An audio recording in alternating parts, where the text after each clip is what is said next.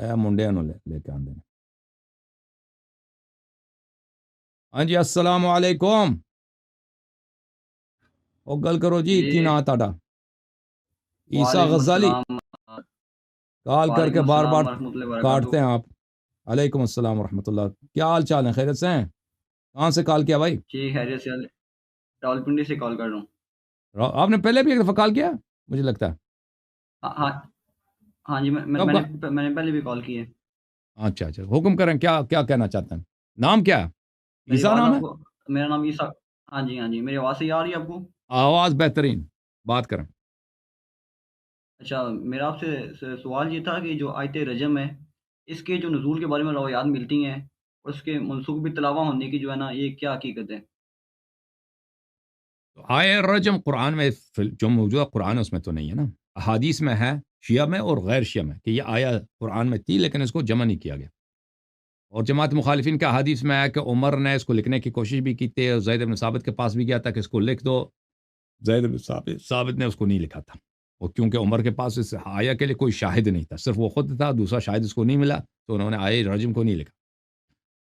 تو یہ تو شواہد اس کے نہیں، بہت ہیں کہ قرآن میں موجود ہے۔ اب جہاں تک اس کے ہاں منسوخ التلاوہ ہونے کی بات ہے، تو منسوخ التلاوہ کس کو کہتے ہیں؟ منسوخ التلاوہ یہ کہتے ہیں بھائی، جماعت مخالفین کہتے ہیں کہ قرآن میں ایک ایسی آیات ہیں جو پہلے وہ اللہ کی جانب سے نازل ہو گئی، پھر ان کا تلاوت کرنا حرام ہو گیا، پھر آپ اس کو تلاوت نہیں کر سکتے، یہ قرآنیت ختم ہے۔ تو اس کی کوئی دلیل نہیں ہے، یہ کوئی حدیث وغیرہ نہیں، اس طرح آیات تو بہت زیادہ ہیں، تو اس کی روایات بھی بہت زیادہ ہونے چاہیے نا، حدیث بھی بہت زیادہ ہونے چاہیے کہ یہ منسوخ التلاوہ ہے۔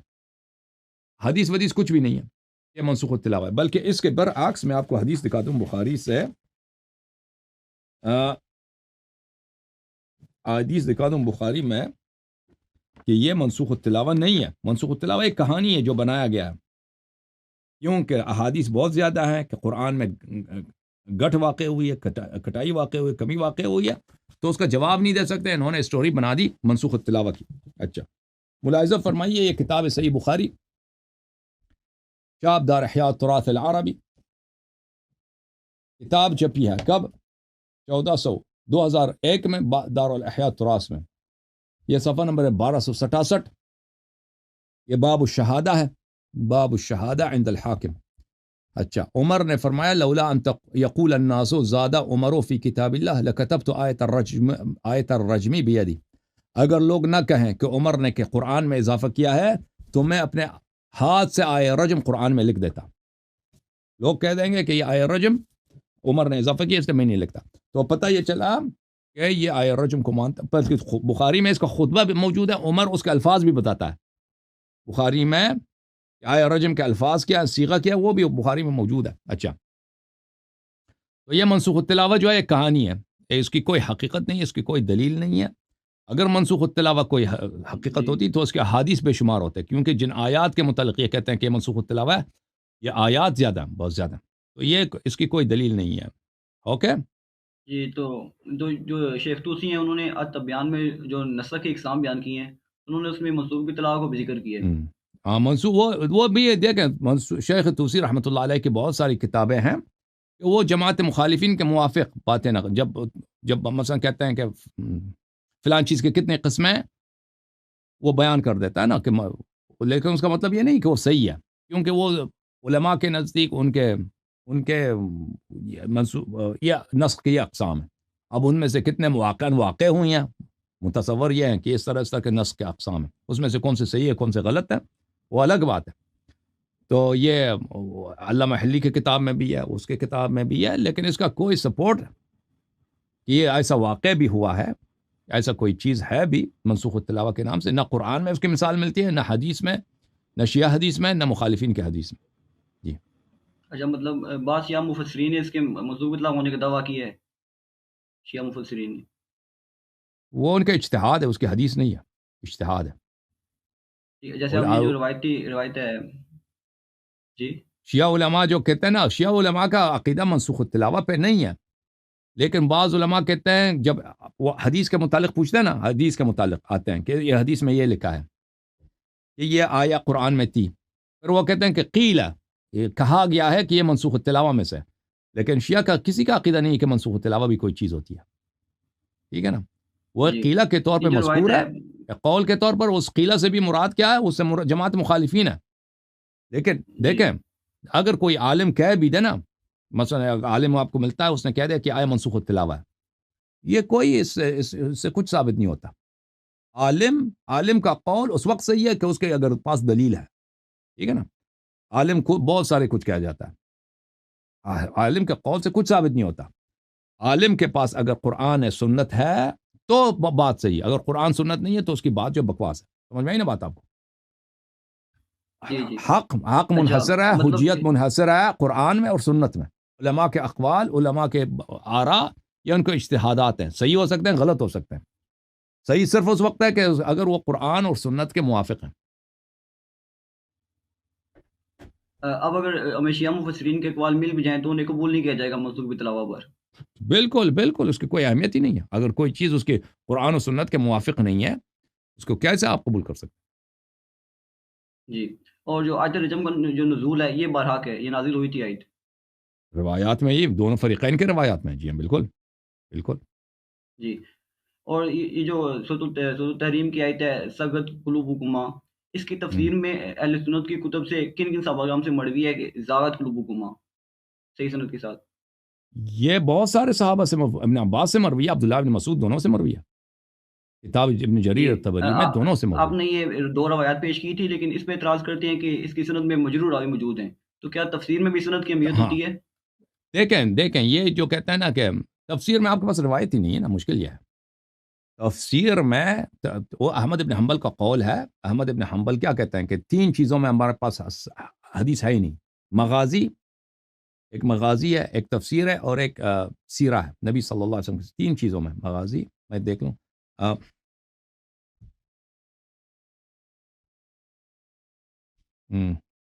ایک منٹ بھائی.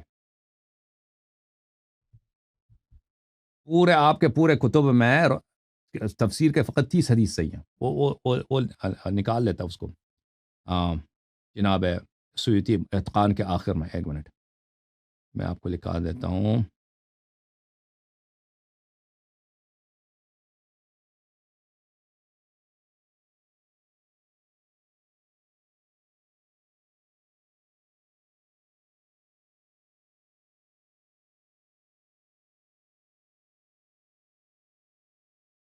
دیکھیں یہ مجموعۃ الفتاوی ابن تیمیہ الحرانی جلد نمبر 13، اور یہ خود حنبلی تھا، یا حنابلہ کے آراء کو بہت اچھی طرح جانتا ہے. ابن تیمیہ بہت بڑا محقق ہے.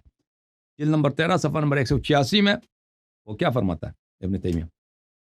قال الامام احمد ابن حنبل نے فرمایا ثلاثة امور ليس لها اسانید، التفسیر والملاحم والمغازی. تفسیر، ملاحم و فتن یعنی آئندہ کے حالات کی پیشگوئی کے مطابق جو احادیث ہیں، اور مغازی، اس میں ہمارے پاس اسانید نہیں ہیں. ٹھیک ہے نا. کیونکہ اس کے اغلب اس کے اسانید ایسے ہیں کہ ان کے رجال ان کے نزدیک، اور محدثین کے مختلف طبقے ہوتے تھے. بعض محدثین جو اس طرح کے احادیث نقل کرتے تھے، دوسرے محدثین اس سے اعراض کرتے تھے اور اس کو تضعیف کرتے تھے. اس لیے تو لیکن اصل یہ ہے کہ سغت کا لغت میں بھی صرف عبداللہ بن مسعود، یہ اس کے سب سے واضح دلیل یہ ہے کہ سغت کا مطلب زاغت ہے. وہ صرف عبداللہ بن مسعود کا قول نہیں ہے، صرف ابن عباس کا قول نہیں ہے، بہت سارے تابعین کا قول ہے. پھر کتب لغت میں جب جاتے ہیں، پھر جب اس میں بھی اس کا معنی سغو جو ہے اس کا معنی زیغ ہے، اس کا معنی ہے ٹیڑھا ہونا. یعنی خود قرآن صریح الفاظ میں کہہ رہا ہے. عبداللہ ابن مسعود کی جو روایت ہے اس کے مصحف میں آیا یہی تھا، ان تتوبا الی اللہ فقد زغت قلوبکما. اس کا تو یہ ہے عبداللہ ابن مسعود کا، اس کے مصحف میں یہ تھا. ٹھیک ہے نا. وہ روایت صحیح سمجھ ہے؟ میں ہاں اس کے مصحف میں یہی وہ تھا نا. روایت وہ صحیح ہے تو تبری والی؟ امام تبری نے سند بیان کی ہے نا. مجھے نہیں معلوم. دیکھیں کہ یہ آپ کے کتب میں کثرت کے ساتھ ایک دو روایت تو نہیں ہے نا، کثرت ہے. جو دیکھیں ایک موضوع پر اگر روایات زیادہ آ جائیں تو وہ خود دلالت کرتی ہے صحت پر. دیکھیں میں آپ کو متن دکھا دیتا ہوں. جی. میں متن دکھا دیتا ہوں. دیکھیں وہ خود، یہ تو محدثین کے نزدیک بہت بڑا قاعدہ ہے کہ ایک حدیث جو ہے اگر وہ کئی طرق سے مروی ہو تو وہ اس کی صحت کی دلیل ہوتی ہے. پہلی بات اس کو یاد رکھیں. پھر لغت میں سغت کا مطلب یہ زیغ ہے. کتاب العین ہے خلیل ابن احمد فراہیدی کی، جلد نمبر 2، چاپ دار الکتب العلمیہ، کتاب چھپی ہے سنہ 24 میں. اس میں آئیے آپ کو لے کے چلتے ہیں صفحہ نمبر 399 میں. صغو الصغا میل فی الحنک وفی احد الشفتین. میل ٹیڑھے پن کو کہتے ہیں. اگر کسی کا اس کو کیا بولتے ہیں اردو زبان میں؟ چن کو کیا بولتے ہیں؟ اس کو ہم تو ٹھڈی بولتے ہیں. ٹوٹی بولتے ہو تسی؟ ہاں مجھے نہیں معلوم. ہاں اردو فارسی میں زنخ بولتے ہیں، عربی زبان میں حنک بولتے ہیں. کسی کے اچھا حنک میں یا کسی کے لبوں میں، ہونٹوں میں کجی ہو، ٹیڑھا ہو تو اس کو کہتے ہیں بھلے اس کو صغو بولتے ہیں. ورجل اصغى وامرأة صغوى وقد صغي يصغى صغوا بھلے یعنی وصغوك الیہ ای میلک، میل کو بولتے ہیں، ٹیڑھے پن کو بولتے ہیں. والاصغاء الامالہ، بالکل. صغت النجوم مالت النجوم، ستارے صغو کر گئے، ستارے میل کر گئے. میل کر گئے یعنی نیچے آ گئے، ٹیڑھا پن آ گیا ان میں. اوکے، اپنے مسیر سے وہ جو ہے اپنے مقام سے وہ ٹیڑھے ہو گئے. لسان العرب لابن منظور الافریقی، مجلد 14 چاپ دار صادر. یہاں پہ ملاحظہ فرمائیے صفحہ نمبر 461. صغا یصغی یصغو صغوا صغوا وصغا مالا مالا مالا. یہ دیکھو مالا، میل. میل عربی زبان میں، میل عربی زبان کس کو بولتے ہیں؟ ٹیڑھے پن کو بولتے ہیں. اب جو پسند ہوتا ہے نا، میں مائل ہو گیا اس کی طرف، مجھے میل آ گئی، کیونکہ اس میں بھی انسان ایک طرف مڑ جاتا ہے. انسان ایک طرف مڑ جاتا ہے، انسان ایک طرف توجہ کر جاتا ہے، تو وہ بھی اسی معنوں میں ٹیڑھے پن. اصل اس کا معنی ٹیڑھا پن ہے. میل کا بھی مطلب کیا ہے؟ ٹیڑھا پن ہے. اچھا،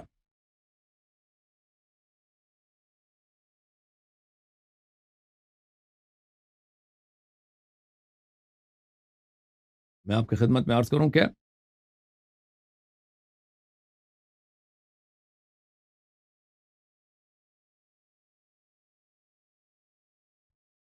یہ جامع البیان عن تعویل آیہ القرآن جزء 28 چاپ دار الفکر سنہ 1430 میں چھپی ہے.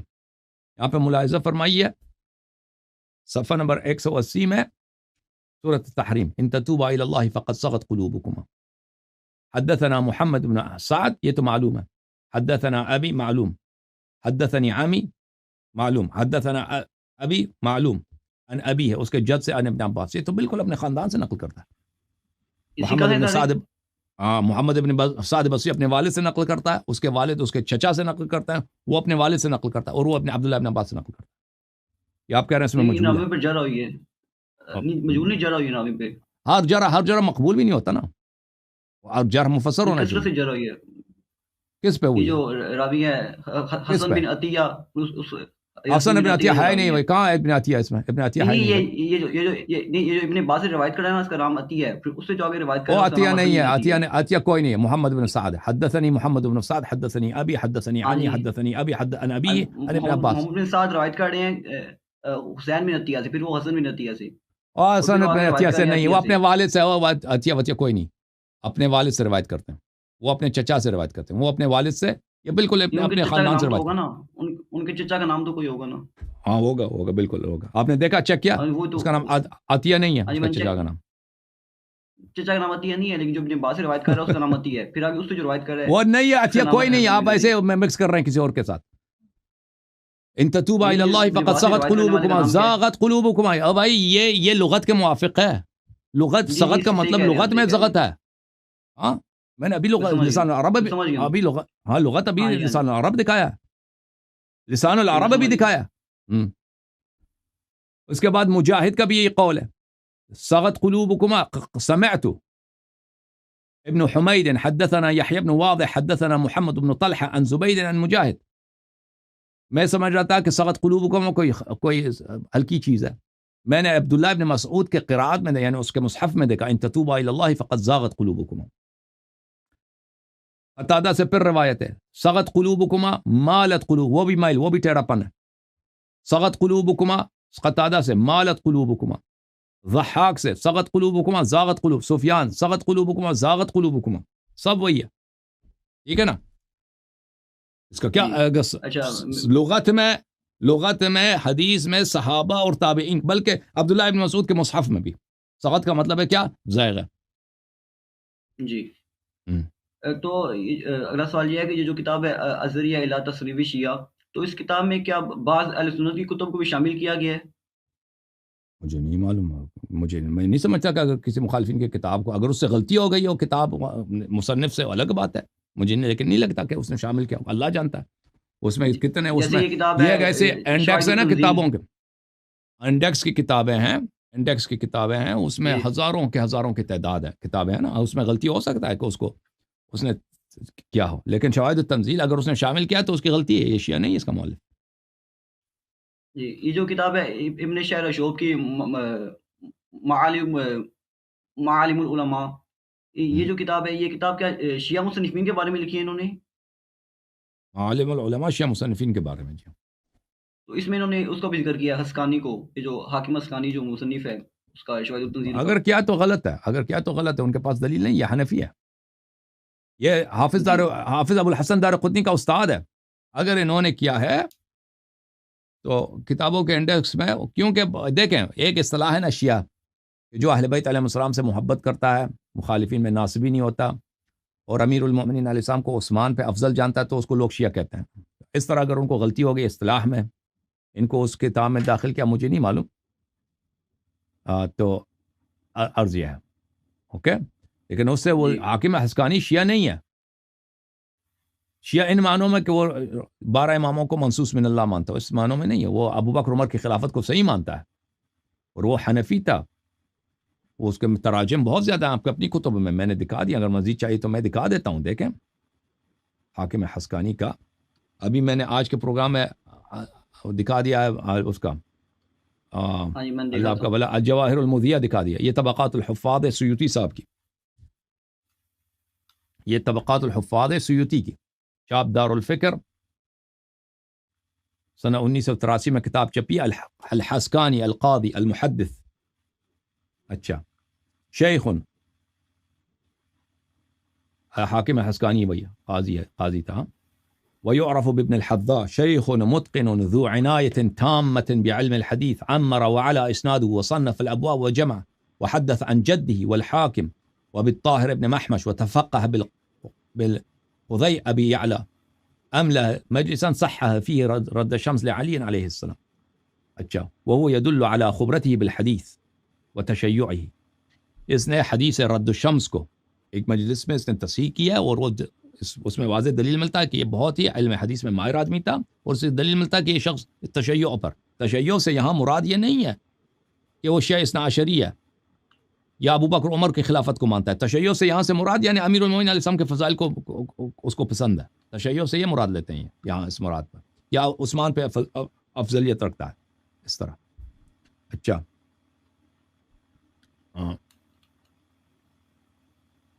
یہ ملاحظہ فرمائی، یہ کتاب تاج التراجم، ابو الفداء زین الدین قاسم ابن قطلبغا السودونی، محمد حمیر رمضان یوسف، سنہ 1992 میں چھپی ہے. اس کتاب میں عبید اللہ ابن عبداللہ الحسکانی روا عنہ الدارقطنی، دارقطنی اس کا شاگرد تھا. دارقطنی اتنا پکا ناصبی اور متعصب شیعوں کے خلاف، وہ کبھی کسی ایسے شخص سے جو شیعہ اثنا عشری اس سے حدیث نقل نہیں کرے گا.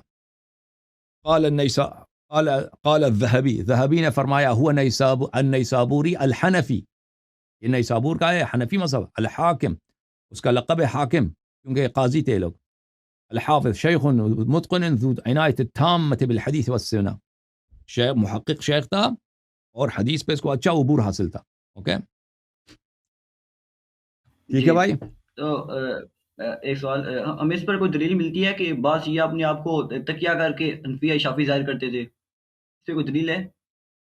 ہو سکتا ہے، اللہ جانتا ہوتا ہے. دیکھیں اب یہ تو کیا، اس کو ہم تو نہیں جانتے نا. اگر کوئی شخص دل میں شیعہ ہو گیا، مثلا سیوطی کہتے ہیں، بعض لوگ کہتے ہیں یہ شیعہ ہو گیا تھا دل میں، تو لازمی بات ہے اگر وہ واقعا شیعہ ہو. ایک آدمی کہہ رہا تھا نا کہ اس کو خواب میں نظر آیا، وہ کہتا مجھے، میرا دوست تھا، وہ بہت ساری باتوں کہتا کہ مجھے کہتا تھا کہ مجھے ائمہ علیہ السلام بتاتے ہیں. تو وہ کہتا کہ سیوطی شیعہ تھا، شیعہ ہو گیا تھا. اب یہ حقیقت ہے یا اللہ جانتا ہے نا کہ ایک شخص اگر وہ باطن میں شیعہ ہو گیا بھائی، وہ مان گیا کہ 12 امام برحق ہے، لیکن وہ اس معاشرے میں رہتا ہے کہ سب لوگ، وہ خود محقق ہے، بہت بڑا عالم ہے، لیکن وہ اس کو ظاہر نہیں کر سکتا کیونکہ وہ قتل ہو جائے گا، کوئی برداشت بھی نہیں کرے گا، کوئی مانے گا، اس کو اپنے بیٹے اس کو مار کے نکال، پاگل ہو گیا، شیعہ ہو گیا، بیٹے اس کے ماریں گے، تو اگر وہ اس طرح اس حالت میں مر جاتا ہے، یہ ممکن تو ہے، لیکن اس کو اللہ جانتا ہے۔ اب بھی بہت سارے ہیں نا، اب بھی بہت سارے لوگ ہیں جو شیعہ ہو جاتے ہیں، وہ ظاہر نہیں کرتے، وہ ڈر کے مارے ظاہر نہیں کرتے نا۔ اب رسول اللہ صلی اللہ علیہ وسلم کے زمانے میں لوگ مکے میں مسلمان ہوتے تھے، چھپاتے تھے بھائی کم مسلمان، وہ نہیں کہتے تھے کم مسلمان ہو گئے۔ اصحاب کہف، ابھی آپ نے وہ بھائی صاحب نے اس کا ذکر ہوا اصحاب کہف کا، اصحاب کہف کیا کرتے تھے بیچارے؟ تقیہ کرتے تھے نا۔ ہاں، تو اس طرح یہ تو ممکن تو ہے، واقع ہوا ہے، لیکن فلان شخص ہم کہہ دیں فلان شخص یہ باطن میں شیعہ تھا اور ظاہر کرتا تھا، اس کو اللہ جانتا ہے۔ اگر کوئی دلیل ہے تو ثابت ہوگا نا، دلیل ہے تو وہ کہیں گے نا، دلیل اگر اس نے کبھی اعتراف کیا یا کسی دوست نے اس سے ملا ہے، اس نے کہہ دیا بعد میں کہ بھئی یہ شیعہ ہو گیا تھا، اس طرح دلیل ملنا تو بہت مشکل ہے، یہ قیامت کے دن پتہ چلے گا نا۔ جی